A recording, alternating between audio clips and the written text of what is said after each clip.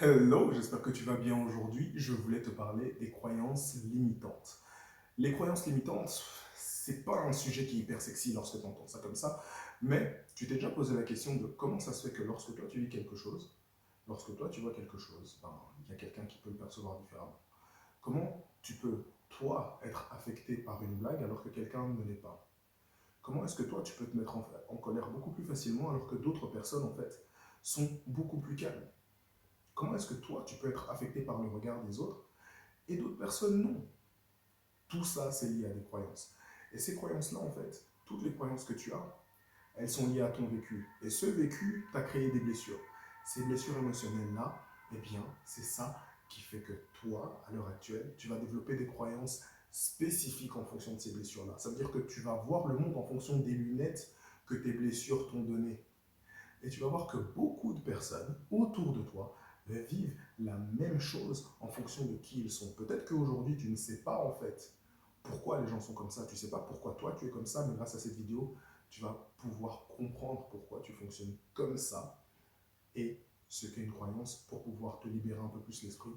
Et après, je vais te montrer comment contourner en fait le bug des croyances. Bienvenue sur ma chaîne, Yannick Lassman, coach expert en résilience. Le but de cette chaîne, c'est de pouvoir aider un maximum de personnes à montrer que peu importe ton vécu, ce n'est pas une excuse pour passer à côté du bonheur. Donc, like, abonne-toi, active la cloche pour pouvoir voir toutes les prochaines vidéos qui vont arriver. Et bien entendu, si tu penses que ça va aider, partage. Donc, c'est quoi une croyance? Une croyance, en fait, c'est lorsque tu vis quelque chose, lorsque tu vois un événement, eh bien, tu le fais et tu le considères comme une réalité générale. Ça veut dire qu'on peut te dire que, ben, tiens, si tu arrives à embrasser ton coude, tu vas transformer, enfin, tu vas changer de sexe. Il y avait des croyances bizarres à l'époque, quand j'étais au bled, donc voilà. Une autre croyance, c'est que si tu manges une pomme entièrement, si tu manges les graines de la pomme, il y a un arbre qui va pousser sur ta tête.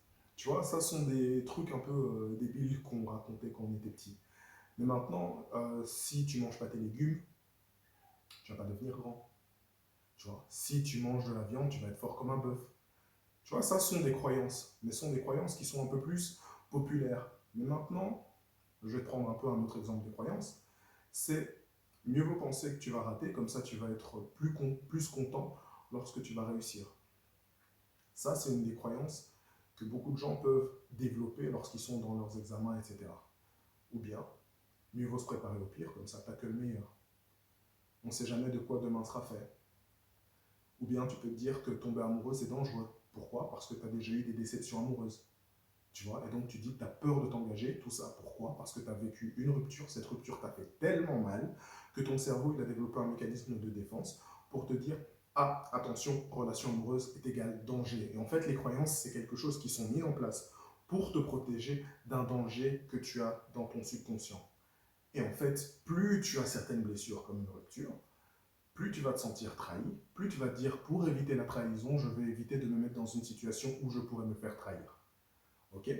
Donc, par rapport aux blessures émotionnelles, tu as la trahison, le rejet, l'abandon, l'humiliation et l'injustice. Ok, la trahison, c'est quelqu'un qui a vraiment donné beaucoup d'attention, beaucoup d'attentes envers quelqu'un d'autre et que ces attentes n'ont jamais été, on n'a jamais pu répondre à ces attentes. À partir du moment où tu vois que quelqu'un a des attentes sur toi, ça va être quelqu'un qui va se dire si toi tu me l'as fait à l'envers, plus jamais je te ferai confiance parce que j'ai peur d'être trahi, j'ai pas envie d'être trahi. Tu vois? Et ça, c'est une première croyance qui te dit que les personnes en fait qui font très attention à leur engagement, à leur parole, tu vois, au fait de dire moi si je m'engage à te dire que je vais faire quelque chose, je vais le faire, peu importe quoi qu'il en coûte. Ça veut dire que ces personnes-là en fait n'ont pas envie d'être trahies, ont une blessure de trahison et sont des personnes qui mettent énormément d'importance à ce lien-là. Tu vois, le rejet, ce sont des personnes qui pensent et qui croient que mieux vaut être sur le côté, mieux vaut se cacher pour éviter que si on te reconnaît, si on te voit pour qui tu es, on ne t'accepte pas. Ça veut dire qu'une personne en fait va avoir tendance à plus facilement se rejeter elle-même de peur d'être rejetée par quelqu'un d'autre. Ça veut dire que cette personne va être beaucoup plus subtile dans ce qu'elle va vouloir proposer pour éviter de se faire rejeter et pour éviter que le rejet soit beaucoup plus grand. parce qu'elle se sent pas assez. Elle se dit, j'ai évité de me mettre dans des situations difficiles. Ce sont des personnes en fait qui vont être beaucoup plus discrètes, beaucoup plus réservées, qui vont beaucoup moins parler. Et tu vois à quel point déjà, ne serait-ce que certaines croyances influencent ton identité et ton comportement. Maintenant, l'abandon. Ce sont des personnes qui ont la croyance en fait que leur identité, leur valeur est égale à ce qu'ils font. Pas à qui ils sont, à ce qu'ils font. Ça veut dire que si j'apporte de la valeur, si j'offre quelque chose, je serai aimé. Donc ça va être des personnes qui vont toujours être serviables, qui vont avoir du mal à dire non, etc. À partir du moment où tu te dis, ben, si ta valeur est liée à ce que tu apportes, lorsque tu n'apportes plus rien, tu n'es plus aimé. Et c'est pour ça, ça c'est très très tendu. Tu vois, l'humiliation, ce sont des personnes qui ont du mal à prendre du plaisir. Ça veut dire qu'ils ont tellement voulu, en fait, profiter de la vie, profiter de certaines choses, qui vont se priver, que lorsqu'ils vont avoir des choses qui vont être bien pour elles, qui vont être positives, eh ben, en fait, ils vont culpabiliser, ils vont se dire non, j'ai pas forcément envie, ou bien ils vont se couper de trop de plaisir parce qu'ils pensent qu'ils n'ont pas le droit de se faire plaisir. Ils vont toujours être dans la retenue, oh mais non, mais t'aurais pas dû, ah mais c'est gentil, mais tu vois, un peu trop modeste comme ça. Ça, ce sont aussi des croyances qui empêchent les gens de pouvoir s'ouvrir. Et l'injustice, c'est que ben, tu ne peux pas forcément faire confiance aux autres et tu dois compter sur toi-même. Ça veut dire que si tu penses que montrer tes émotions, c'est quelque chose qui peut te mettre en danger, tu ne vas pas montrer tes émotions. Les personnes qui sont atteintes de cette blessure émotionnelle-là, elles ont peur de s'ouvrir, elles n'ont pas envie de s'ouvrir et elles contiennent un maximum d'émotions. Pourquoi? Parce que s'exposer et montrer ses émotions, c'est montrer que tu es vulnérable. Montrer que tu es vulnérable, ça veut dire que tu montres en fait ta faiblesse. Et si tu es faible, ça veut dire que les gens peuvent te marcher dessus et t'écraser et faire n'importe quoi de toi. Et à partir du moment où tu fais n'importe quoi d'une autre personne, ben voilà.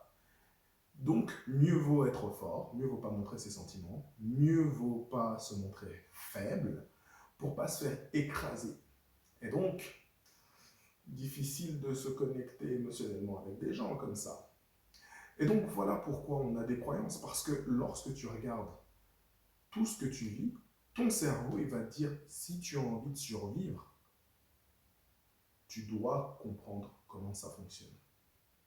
Maintenant, quel est le meilleur moyen de se défaire des croyances? En fait, c'est très très simple. C'est de regarder jusqu'à quel moment dans ta vie tes croyances t'ont permis de survivre et à partir de quel moment, en fait, tu n'as plus besoin de ces croyances-là. Comment moi j'ai fait pour changer mes croyances?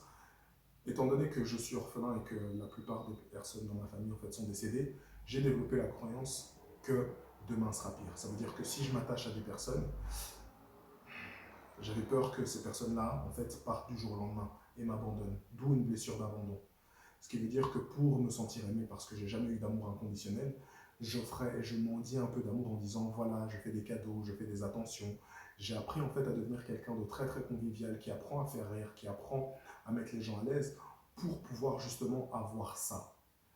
Et à partir du moment en fait où j'ai développé ces comportements-là, je me suis dit en vérité, je suis en train de me créer un univers où j'ai l'impression que les choses tournent autour de moi, mais où ça ne dépend pas réellement de moi, ça dépend beaucoup plus de ce que je laisse les autres avoir comme appréciation de ma personne.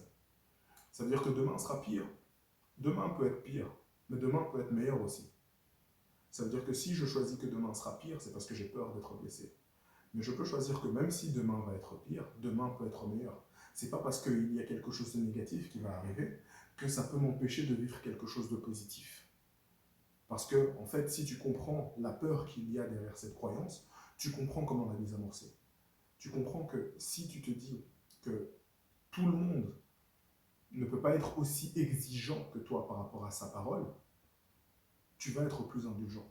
Et donc, tu vas accorder le droit à l'erreur aux autres beaucoup plus facilement. Si tu te dis que ton identité, ta personne, tu n'as pas besoin en fait d'être sur la retenue et que tu peux être toi-même, tu te feras beaucoup plus facilement accepter. Ça, c'est pour le rejet.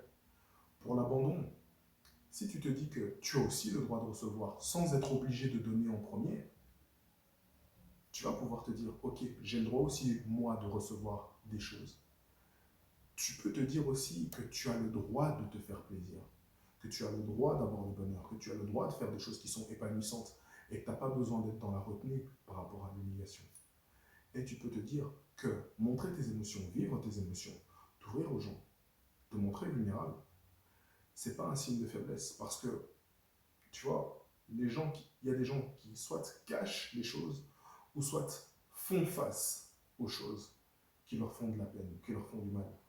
Si tu caches, si tu enfouis ça, ça veut dire que tu ne te confrontes pas.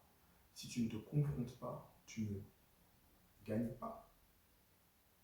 Si tu ne gagnes pas, ben, c'est pas un match nul. À terme, tu vas finir par perdre. Et voilà pourquoi, si tu as des croyances, comprends en fait ce qui se cache derrière. Comprends comment ça empoisonne tes relations. Tu vois? Si tu as besoin de plus, n'hésite pas à me contacter parce que justement, il y a aussi un formulaire. Donc tu regardes dans la description de cette vidéo. Mais toutes les croyances que tu as créent des incidences positives ou négatives. Si elles créent beaucoup plus d'incidences négatives dans ta vie, c'est que tu as besoin de créer des changements et de pouvoir les désamorcer. Essaye de comprendre quelles sont les choses qui sont positives pour toi avec ces croyances et quelles sont les choses qui sont négatives pour toi. Regarde dans l'autre sens. Tourne la croyance en disant, si j'ai peur qu'il y ait quelqu'un qui me blesse, est-ce qu'il n'y a pas autour de moi des exemples du contraire? Tu vois, si tu trouves un exemple du contraire, ça veut dire que le monde peut s'ouvrir. Donc, essaye. Au lieu d'être bloqué dans c'est pas possible, je vais être blessé. Non, mais non. Ne te bats pas pour avoir raison sur quelque chose qui ne va pas te rendre plus heureux dans ta vie. Ok? Je le répète, ne te bats jamais pour avoir raison sur quelque chose qui ne va pas te rendre plus heureux ou heureuse